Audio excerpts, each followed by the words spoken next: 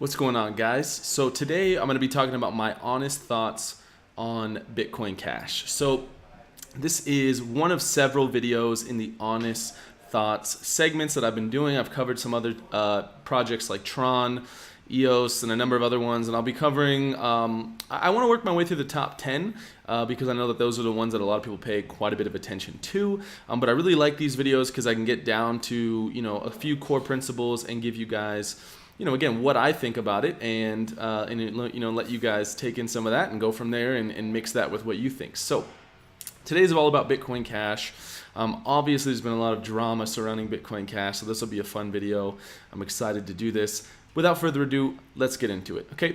So here's my honest thoughts on Bitcoin Cash, okay? So initially, sort of back at the beginning, Bitcoin Cash came out of a necessity, some feel, because of some issues that were happening on Bitcoin, right? People were not wanting to continue to increase the block size, which made transactions a little bit slower and more expensive.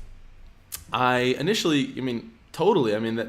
philosophy for me makes sense. I think that, again, for a lot of things, if it ain't broke, don't fix it. If things seem to be working, and there's not an obvious reason why you shouldn't do it, don't do it, right? And this is an endless debate that has happened. We've seen a lot of people talking about this. I am pretty much, I'm at my wit's end with listening to people who talk about this stuff, who are in this endless Bitcoin Cash debate. I think just as time goes on, it's stupid, it's annoying, and it's to be honest with you guys, hard to get excited about those debates for a number of reasons.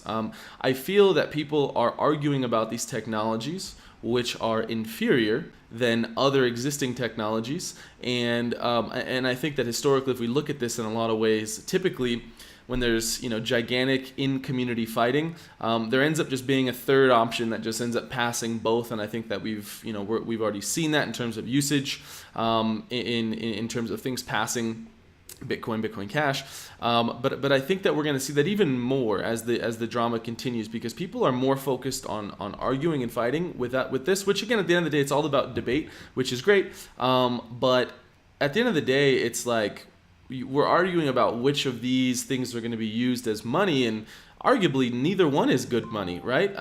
Because of the fluctuating price within them, right? And I think that cryptos definitely will be accepted globally as money. If not, already it is in some places, but in some merchants as well. But I think in 2019 we're going to see a lot of that, with a ton of cryptos being accepted and integrated into businesses. But I think that what's really going to make this pop is the integration with stable coins, right? So arguing about something that is slow, has fees, and is arguably not that great of money in terms of it having fluctuating value for the people holding it, is somewhat problematic. I understand how these things could be better money because they have, a supply that people realize what the supply is, and then they can break down into fractional units. I get all that. But nonetheless, let's get into some of these reasons, because I think that they're very important. I could keep rambling all day. So this is one of the most important things that I always look at, guys, is usage, right? So this is one of my favorite sites, Blocktivity. You guys have probably seen me visit this site in the channel. These are operations, but for some of the more simpler blockchains that do single operations on transactions, generally speaking, you obviously can get a good gauge of them, right? So for example, EOS isn't doing 38 million transactions per se, but there are 38 million total operations. EOS is still doing an insane number of transactions per day, but some transactions can have multiple operations within them on these more complex systems, so keep that in mind.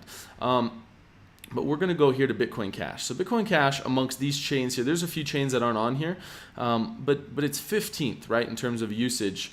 But if you look on CoinMarketCap, in terms of the value of this whole thing, and this is sort of not even the true value of Bitcoin Cash anymore, because if you look, they give the caveat here showing that it's actually a combination of BCH, MBCH, ABC, which is one of the dumbest names I've ever seen, to be honest with you guys, for hoping that a coin gets adoption anyway. It's ranked 4th, right? So it's above projects like EOS, it's above projects like Stellar Lumens, it's above Tron, it's above a lot of these projects that actually people are using at with increasing rates, right? And the numbers aren't staying stagnant or decreasing. So for me, That's a bit concerning, I'll be honest with you guys. Like I mentioned, so let's go back over to the usage, right? So this is the daily number. Let's just assume these are all transactions. 12,000 transactions today. I've been tracking this number for a really long time. And generally speaking, the number has stayed around this rate, and this is even a little higher than it's been for a long time, right? It's been around this like 10,000 mark quite often. And when you're talking about something that has a market cap of over $2.5 billion, right? And it's been as high as, where we at? Let's see, hold on guys, sorry. $69 billion, and you've got about 12,000 transactions happening in a day. I get the point. Some of you guys will say, well, not all transactions are created equal. Some are just these things, and then these little actions, and some are moving big things of money around, right? But what I'm trying to look at is how many people are actually using this, projecting that out, right? And that's not a lot of people probably utilizing 12,000 transactions. To put that in perspective, guys, my project that I've been working on for a while, Karma, has currently about 1,200 daily active users, and that number's picking up more and more each day, as Karma's only been out for, I think, about 10 or 12 days now. And if you look at our daily transactions on Karma's doing almost 17,000 transactions a day. So Karma's doing 50% more transactions than Bitcoin Cash is doing. I'm not saying, and again, they're completely different. They're going after completely different things. I understand that, but that's to put it in perspective, right? And then you look at other projects on here with giant market caps, Dash, all these other things, and they're barely being used. Like, this is like my high school had more people than transactions on Monero today, to put that in perspective. And for me, that's a little alarming. I understand Monero is sort of a fringer case where it's all about privacy, and I get that. So that gets a little bit of a pass for me, but nonetheless, it is extremely interesting, and it does go to show that people aren't really using this that much, right? Which is a little scary when you're considering how gigantic the market cap of these things are.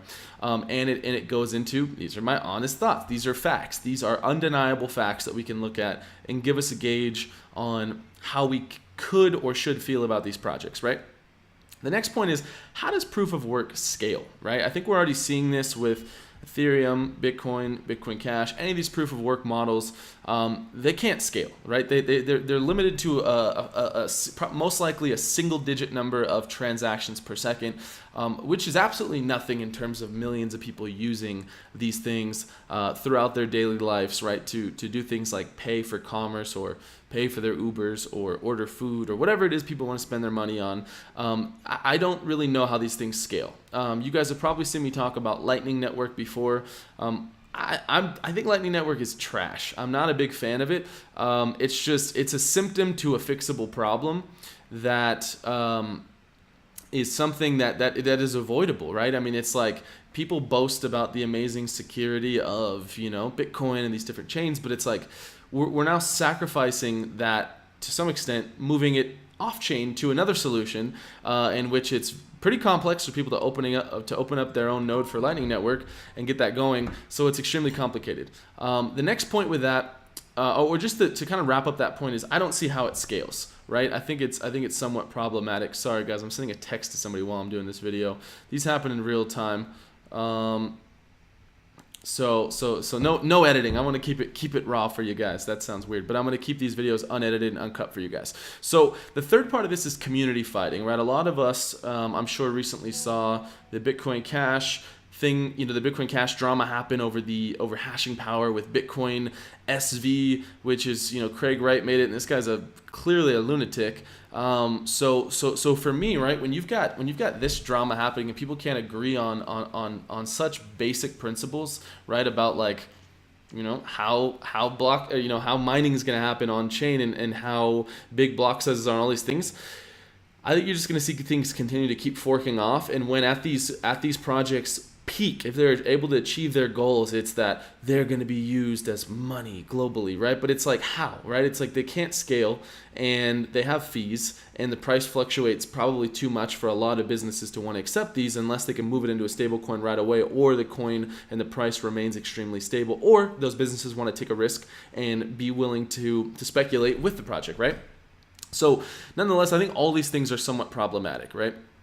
So the community fighting is tough. And then the last part, like I said, is can it be used as money at scale? And I think, again, like if you look at Visa, if you look at MasterCard, if you look at all these, all these projects, Visa, I think routinely does 4,000 to 5,000 transactions per second, but they can do, I think, well over 20,000 a second. And those types of things are just so far away for projects like Bitcoin and Bitcoin Cash that other projects I think are going to achieve that quicker. And again, this is a race, right? Time is important. It's important about being a first mover advantage. And this video is not to just come up here and bash Bitcoin Cash, because if you guys have seen, earlier on in my channel, it was something where, I was siding with that camp more than what was happening on Bitcoin. And I still have issues with what happens on both of them at this point. It's just, I find it hard to even get the energy to be interested when there's other projects that are doing fantastic things, probably work better as money, and are also giving life to, soon decentralized applications, or applications that are going to house millions of users and then drive that value back to the underlying token. It's hard for me to be excited about it. So all in all, guys, this is like I said, my honest thoughts on Bitcoin Cash. I think that the video can be much longer, obviously, if we wanted to make it that. But I wanted to make this video short, to the point for you guys.